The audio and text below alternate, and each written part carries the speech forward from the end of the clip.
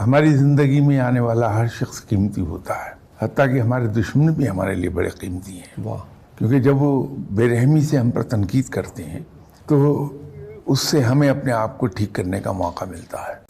یہ جو آپ نے غلط فہمیوں کی بات کی، اس کا صحیح جواب میں آپ کو ایک واقعہ بیان کر دیتا ہوں۔ ایک صاحب میرے بڑے قریبی عزیز دوست جو اب دنیا میں نہیں رہے، اللہ انہیں غریق رحمت فرمائے، کرنل محمود، ان کے ذریعے وہ مجھ سے ملے تھے۔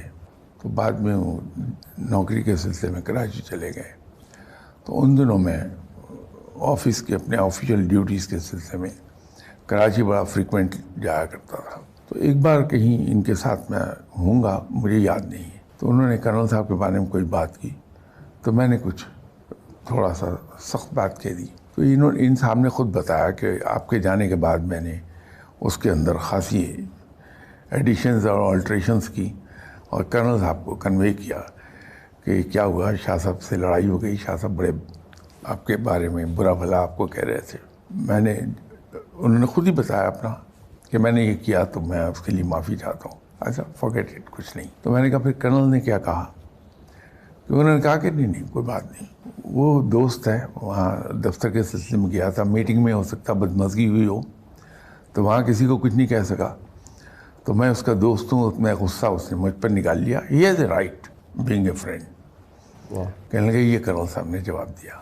تو میں کرنل صاحب سے جب ملا تو میں نے کہا کہ کرنل، یہ فلاں صاحب نے آپ کو یہ کہا تھا کہ میں نے آپ کو خاصا برا بھلا کہا؟ کہنے لگے ہاں مجھے کہا تھا۔ تو میں نے کہا آپ نے مجھ سے کیوں نہیں پوچھا؟